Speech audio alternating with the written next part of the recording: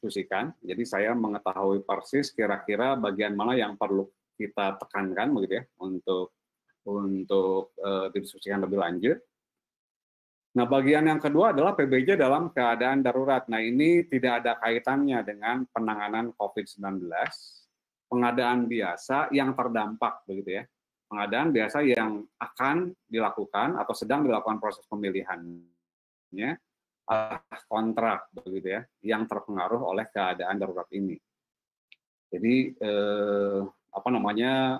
pengadaan terdampak ini garis besarnya bisa dibagi dua lah begitu ya. Ada yang prakontrak dari mulai perencanaan sampai pemilihan, kemudian ada yang pasca kontrak. Kalau pasca kontrak ya tentu sudah dalam fase pelaksanaan kontrak sampai dengan serah terima begitu ya. Nah, yang prakontrak ini ada beberapa yang terpengaruh, antara lain pembuktian kualifikasi, misalnya biasanya offline jadi online gitu ya, atau klarifikasi dan nego. Nah, ini diatur oleh surat edaran atau dijelaskan dalam surat edaran LKPP nomor 4 tahun 2020, atau juga kalau di Kementerian PU yang bisa untuk referensi keluar instruksi Menteri PU nomor 6 tahun 2020 gitu ya. Nah, kemudian kalau sudah kontrak, itu kaitannya dengan keadaan kahar, kita bisa menggunakan pasal 55 Perpres 1618, pasal, bukan pasal ya, ini bagian 715 dan 716 di Peraturan LKPP nomor 9 tahun 2018. Juga bisa melihat aturan yang ada di Permen PU 7 2019 terkait dengan konstruksi serta kontrak para pihak. Gitu ya. Nah, secara umum yang prakontrak itu solusi pengadaannya adalah sebagai berikut. Sekali lagi ini berdasarkan pertanyaan yang banyak masuk ke kami. Gitu ya. Yang pertama di masa perencanaan atau persiapan pemilihan. Banyak yang menanyakan terkait dengan terhadap pengadaan barang jasa yang sedang dalam proses perencanaan dan atau persiapan pemilihan, gitu ya, apa yang harus dilakukan? Dapat menggunakan harga yang ada di pasar saat ini. Namun apabila pengadaan tersebut nilai urgensinya tidak tinggi, lebih baik ditunda terlebih dahulu karena dikhawatirkan harga saat ini yang sedang melambung sehingga melebihi pagu. Jadi kurang lebih pertanyaannya, apakah pengadaan yang sudah direncanakan atau akan dieksekusi begitu ya, itu harus tetap dilanjutkan mengingat terjadi perubahan harga yang sangat tinggi ya, lonjakan harga yang sangat tinggi. Nah, dalam memberikan advokasi kita sering menyampaikan tolong lihat dulu urgensinya begitu ya.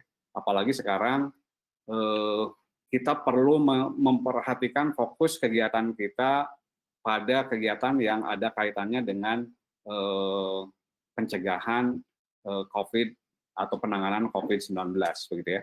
Sehingga kalau tidak terlalu urgen gitu ya, tidak terlalu urgent, ya sebaiknya memang ditunda begitu ya. Nah, tetapi kalau memang urgent, ada reason yang atau justifikasi yang bisa dipertanggungjawabkan ini harus segera, ya silahkan disesuaikan dengan situasi saat ini. Kemudian di masa pemilihan, yang sering ditanyakan adalah terkait dengan proses pemilihan dan pengadaan barang jasa yang sedang berjalan saat ini, bagaimana ya? Itu prinsipnya tetap seperti biasa, tetapi ada beberapa penyesuaian. Antara lain yang terkait pembuktian kualifikasi, klarifikasi, nego, seperti ya tadi yang saya sampaikan surat edaran LKPU nomor 4 tahun 2020, begitu ya. Karena masih ada atau masih banyak yang ragu, boleh nggak sih kami melakukan pembuktian kualifikasi secara online begitu ya, tidak ketemu langsung. Nah, di SE ini di guide ya, nanti akan saya sampaikan di slide berikutnya. Nah, ada juga yang telah ditunjuk pemenang, begitu ya. Apa yang harus dilakukan? Ini telah ditunjuk pemenang, ada yang belum SPPBJ, ada yang sudah SPPBJ. Nah, guidance umumnya seperti ini, tapi nanti bisa kita diskusikan. Dalam hal telah ditunjuk pemenang dan penyedia meminta perubahan nilai kontrak, maka PPK ya harap mempertimbangkan urgensi begitu ya, lagi-lagi dan ketersediaan anggaran. Dalam hal PPK tidak meyakini bahwa pelaksanaan kontrak dapat dilanjutkan oleh pemenang, dengan situasi saat ini, maka proses pemilihan yang telah berjalan dapat dinyatakan batal dan penyedia tidak dikenakan sanksi. Itu kalau PPK yang menilai. Atau dalam hal penyedia menyatakan tidak sanggup melaksanakan pekerjaannya, maka penyedia juga dapat mengundurkan diri tanpa dikenai sanksi. Intinya memang perlu dilihat urgensi, ketersediaan anggaran, dan kesepakatan para pihak, begitu ya. Dan ini tidak boleh dikenakan sanksi. Nah, teman-teman juga harus memperhatikan arahan nasional terkait dengan penanganan COVID ini. Salah satunya ada surat dari Menteri Keuangan terkait penghentian proses pengadaan barang jasa untuk pengadaan yang bersumber dari DKA fisik, non kesehatan, dan pendidikan. Nah, itu juga harus jadi perhatian kita. Prinsipnya kalau masih prakontrak begitu ya, itu harus dihentikan kecuali sudah tanda tangan kontrak begitu ya, itu harus dilanjutkan. Nah, solusi pada prakontrak dalam keadaan darurat di SE 4 ya, di SE 4 tahun 2020 ada beberapa opsi. Yang pertama, perlu melihat dulu urgensi ya. Nah, untuk kebutuhan barang jasa yang dapat ditunda, ya kalau kejadiannya seperti ini silahkan lakukan pemunduran jadwal gitu ya. Silahkan jadwalnya dimundurkan. Jadi pembuktian klarifikasi dan nego disesuaikan waktunya gitu ya. Kalau keadaannya masih begini ya kita tunda dulu. Kalau kebutuhan barang jasanya memang masih dapat ditunda, gitu ya. Nah, kalau tidak dapat ditunda, ada dua opsi. Yang pertama, untuk kebutuhan barang jasa yang tidak dapat ditunda dan tidak membutuhkan kunjungan lapangan, maka pembuktian klarifikasi, dan nego itu bisa dilakukan dalam jaringan, gitu ya, atau secara online. Nah, petunjuknya begini, yang diatur di SE atau yang disampaikan di SE, calon pemenang mengirimkan foto dokumen asli ke akun resmi Pokja Pemilihan atau pejabat pengadaan. Foto dokumen asli merupakan foto langsung dari kamera telepon genggam tanpa proses edit, begitu ya. Pertemuan pembuktian klarifikasi, dan nego dilakukan melalui media video call dan didokumentasikan dalam video dan atau foto, begitu. Nah, kalau memang pembuktian klarifikasi dan nego itu membutuhkan kunjungan lapangan, yaitu silahkan tetap dilakukan menggunakan mekanisme tatap muka, tentu dengan memperhatikan protokol pencegahan penyebaran wabah COVID-19. Nah, teman-teman, perlu saya sampaikan di forum ini bahwa prinsipnya ini adalah salah satu alternatif yang bisa kita gunakan. Jadi, mengkonversi dari proses offline ke online itu ya tidak apa-apa, begitu ya. Caranya alternatifnya begini. Teman-teman silakan melakukan inovasi, inisiatif atau langkah-langkah yang diperlukan begitu ya untuk atau yang sekiranya cocok dilakukan di lapangan. Karena prinsipnya pembuktian kualifikasi misalnya intinya kan kita bisa meyakini bahwa penyedia itu qualified dengan membandingkan apa yang dia submit dengan dokumen nyatanya gitu ya. Nah, cara melakukan pembuktian kualifikasi tadi sudah disampaikan, tetapi ada cara lain juga di dalam Parlem maupun dokumen pengadaan kita, diantaranya untuk penyedia yang kebetulan misalnya dokumen yang dipersyaratkan sudah terkualifikasi di dalam sikap, ya tidak diperlukan pembuktian kualifikasi kembali. Atau kita bisa melakukan klarifikasi kepada penerbit dokumen yang dipersyaratkan sehingga tidak perlu melakukan pembuktian kualifikasi langsung, begitu ya. Jadi silahkan dikembangkan dan boleh didiskusikan. Nah, itu yang terjadi pada saat prakontrak, begitu ya.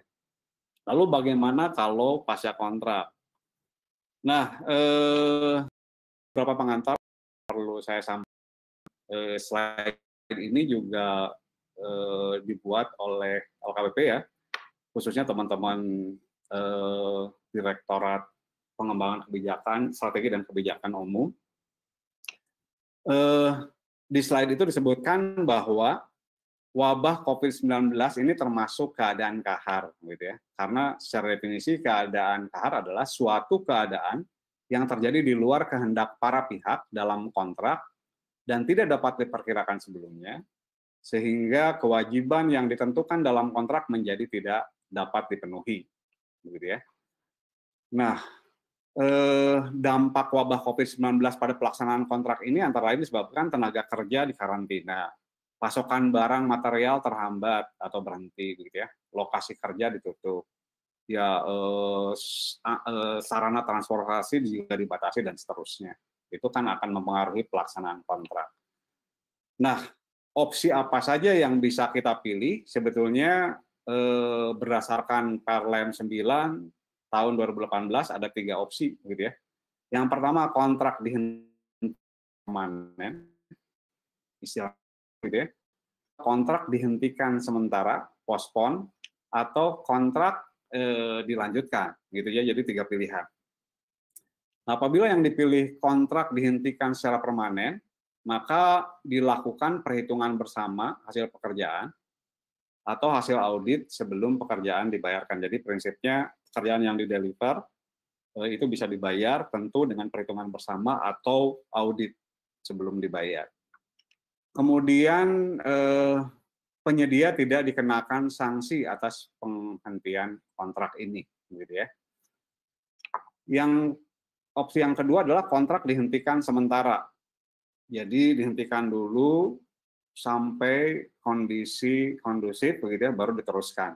Nah, apabila itu yang dipilih, maka pelaksanaan kontrak di adendum untuk dihentikan sementara, dilakukan adendum perubahan waktu pelaksanaan setelah tadi keadaan kondusif dengan perpanjangan waktu sesuai dengan waktu tunda tadi minimal selama itu. Hak dan kewajiban selama dihentikan juga perlu diatur di dalam kontraknya, gitu ya. Kemudian untuk cash penundaan ini di dalam Perpres 16 tahun 2018 maupun di dalam Perlem 9 tahun 2018 juga diatur boleh lintas tahun anggaran. Jadi ini boleh ditunda dan dilanjutkan misalnya lintas tahun anggaran. Kemudian jaminan pelaksanaan diperpanjang jika ada jaminan pelaksanaannya. Nah, pilihan yang ketiga tadi kontrak dilanjutkan. Dalam hal pilihannya kontrak dilanjutkan, maka dilakukan perubahan kontrak.